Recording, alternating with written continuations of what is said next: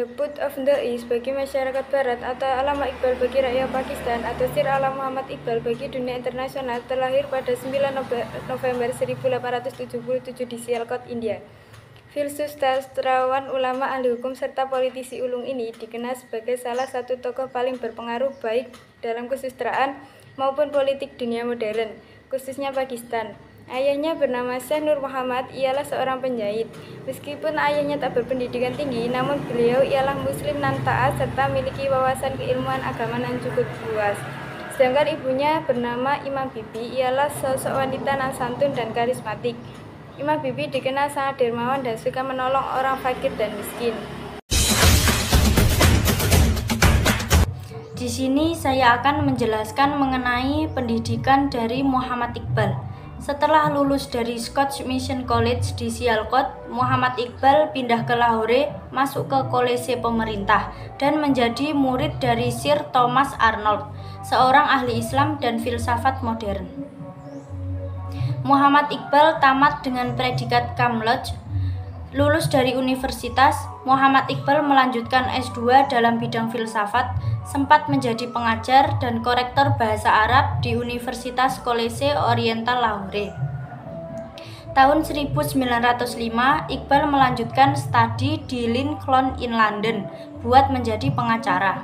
Tak lama setelah menamatkan ilmu hukum, Muhammad Iqbal kembali memperdalam keilmuan filsafatnya dengan belajar di Universitas Cambridge. Di saat nan bersamaan, Muhammad Iqbal juga mempersiapkan disertasi gelar doktor di Universitas Munich, Jerman. Gelar doktor dalam bidang filsafat sukses ia raih pada tahun 1907 dengan mengambil judul disertasi perkembangan metafisika di Persia. Ide-ide pemikiran Muhammad Iqbal tentang pembaruan pemikiran Islam di India Pakistan. Pemikiran Muhammad Iqbal tentang pembaruan Islam adalah sebagai berikut. 1. Ittihad mempunyai kedudukan penting dalam perbaruan Islam dan pintu ittihad terbuka. Ittihad adalah sebuah usaha yang sungguh-sungguh yang sebenarnya dilaksanakan oleh siapa saja yang sudah berusaha mencari ilmu untuk memutuskan suatu perkara yang tidak dibahas dalam Al-Quran maupun hadis, dengan syarat menggunakan akal sehat dan pertimbangan matang. Yang kedua, umat Islam perlu mengembangkan sikap dinamis. Dalam syiarnya, ia mendorong umat Islam untuk bergerak dan jangan tinggal diam. Dinamis juga bisa diartikan dengan suatu faham adanya kekuatan yang tidak dimiliki manusia, hewan, dan benda-benda alam lainnya. Kekuatan tersebut dengan nama mana. Contohnya dapat terlihat sebagai orang kerinci yang menganggap benda-benda pustaka peninggalan nenek moyang seperti keris, tombak, pedang, dan batu mustika mempunyai keramat tuah dan khasiat pengobatan.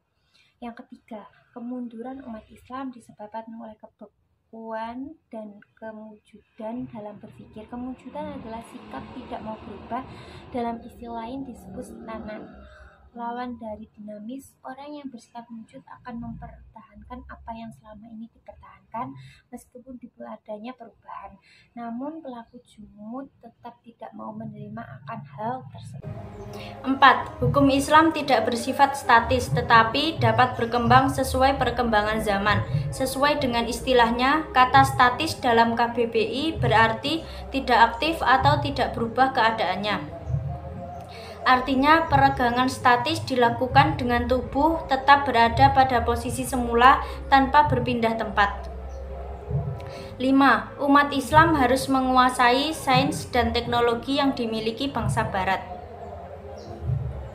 Diterjemahkan dari Kamus Bahasa Inggris, sains adalah usaha sistematis yang membangun dan mengatur pengetahuan dalam bentuk penjelasan dan prediksi yang dapat diuji tentang alam semesta.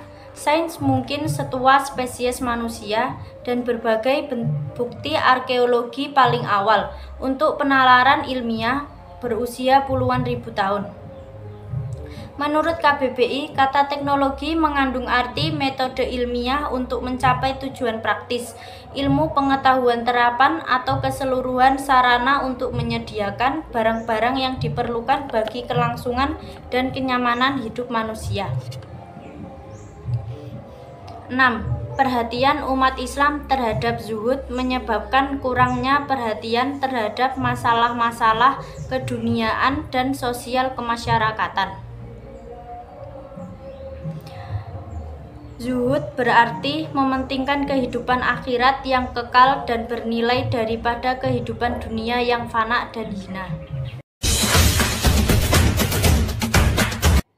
Karya-karya Muhammad Iqbal. Karya-karya Muhammad Iqbal antara lain Ilmu Isyad. Ilmu Isyad merupakan syiar ekonomi yang ditulis Iqbal atas ajuan Thomas Albert gurunya pada tahun 1903. Aksari Putih 1915. Rahasia pribadi diterbitkan oleh pengarangnya pada tahun 1915. Salah satu karya umat yang berisi ajaran mengenai ego-instan, buku eksposisi yang menggunakan bahasa Persia. Ini menjelaskan bagaimana seorang dapat meraih predikat insan kamil. Penindaian diri penerbit oleh pengarang pada tahun 1918.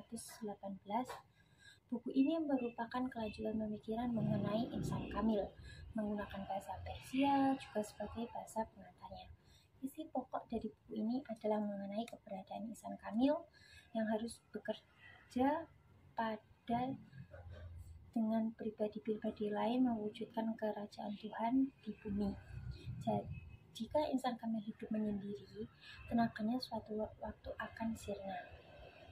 Pesan dari Timur, penerbit pada tahun 1923 di Lahore.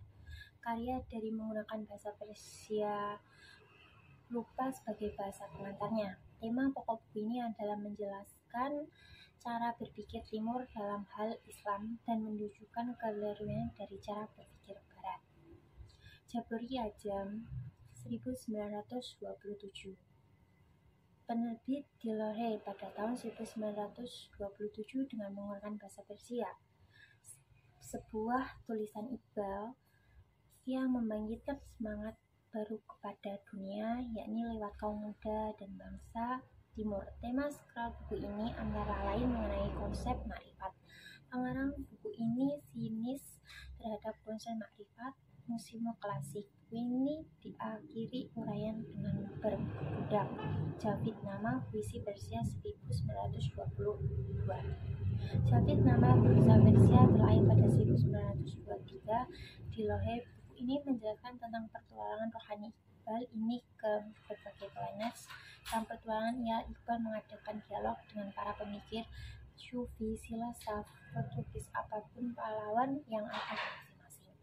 Bagian akhir buku ini berisi pesan-pesan kepada anaknya, Javid Nama, dan segenap organisasi baru, dan terus memunculkan passion Bayat Third Eye, Icon Eye Source 1936. Tersebut mengandung arti apakah kau melakukan sebagai rakyat Timur. Buku ini diterbitkan oleh Roha pada 1936. Bahasa pengantar adalah bahasa Prancis. Utaina syair-syair buku ini menjelaskan tentang perang Ethiopia, Liga Bangsa-Bangsa, pesan matahari, kebijakan Musa, kebijakan Fir'aun, tak ada Tuhan selain Allah, kemiskinan tokoh-tokoh bebas, rahasia-rahasia syarat dan nasihat untuk bangsa Arab, Makruhan Al-Hijaz 1938.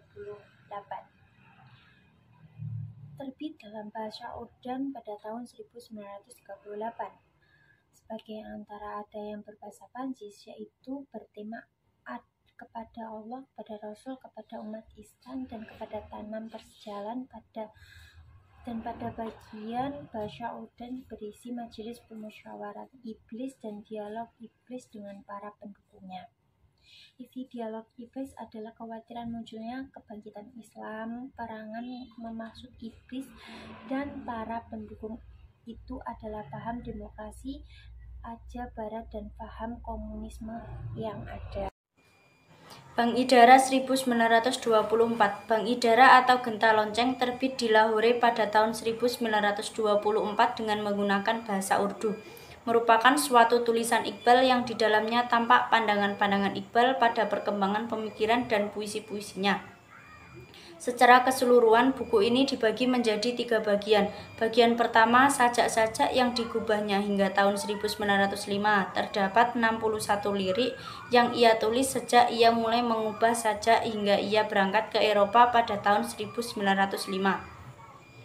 Dalam bagian ini, sajak-sajaknya lebih bersifat nasionalis, patriotis, islamis, dan humanis. Bagian kedua, gubahan antara 1905 sampai 1908. Bagian ini digubah selama Iqbal berada di Eropa. Dalam bagian ini terdapat kurang lebih 30 lirik, yang isinya mengandung ekspresi perasaan Iqbal selama awal masa menetap di Eropa. Juga mengenai kebudayaan Eropa dengan berbagai aspek sastra manifestasinya. Bagian ketiga, gubahan antara tahun 1908 sampai 1924. Terdapat kurang lebih 80 lirik. Bal'i Jibril 1935. Bal'i Jibril atau Sayap Jibril tertulis dalam bahasa Urdu. Buku ini terbit pada tahun 1935 di Lahore. Tema-tema buku ini antara lain doa di Masjid Cordova, Mu'tamid Ibnu Ibad dalam penjara, pohon kurma yang pertama kali ditanam oleh Abdurrahman Ad-Dakhil di Andalusia, Spanyol, doa Tariq Ibnu Ziyad, ucapan selamat malaikat kepada Adam ketika keluar dari surga, serta di makam Napoleon dan Mussolini. Zrab-in Kalim 1936. Zrab-in Kalim atau Tongkat Musa adalah buku puisi filosofi Allama Iqbal dalam bahasa Urdu, seorang penyair filsuf dari anak benua India. Itu diterbitkan pada tahun 1936, 2 tahun sebelum kematiannya. The Development of Metaphysics in Persia 1908. The Development of Metaphysics in Persia, a Contribution to the History of Muslim Philosophy, merupakan disertasi Iqbal dalam memperoleh gelar doktor dari Universitas Munich pada tahun 1908. Isi pokok buku ini salah mengenai sejarah pemikiran keagamaan di Persia sejak Zoroaster hingga Sufisme, Mullah Hadi, dan Sabwazar yang hidup pada abad 18. Pemikiran keagamaan sejak yang paling kuno di Persia hingga yang terakhir merupakan kesinambungan Wafat dan hijrah ketika Fajar 21 April 1938 dalam usia 60 Masehi tahun dan 63 Hijriah Iqbal meninggal dunia. Ibrah yang dapat diambil dari kisah Muhammad Iqbal adalah sebagai generasi penerus kita harus memiliki semangat dan tinggi untuk membuat perubahan, selalu bersifat optimis dan kreatif, mampu untuk mengambil segi positif dari suatu kebudayaan lain dan mengabaikan segi negatifnya untuk kemajuan dan pengembangan diri. Kita tahu salah satu penyakit manusia modern adalah kemalasan. Kemalasan dalam berpikir. Dari Muhammad Iqbal kita bisa memungut serangkan pelajaran yang sangat-sangat berharga, bahwa untuk dikenang banyak orang dalam skala global tidaklah mudah dan bukan pekerjaan melintas, menejamkan mata, membalik telapak tangan. Sekian dari saya. Wassalamualaikum warahmatullahi wabarakatuh.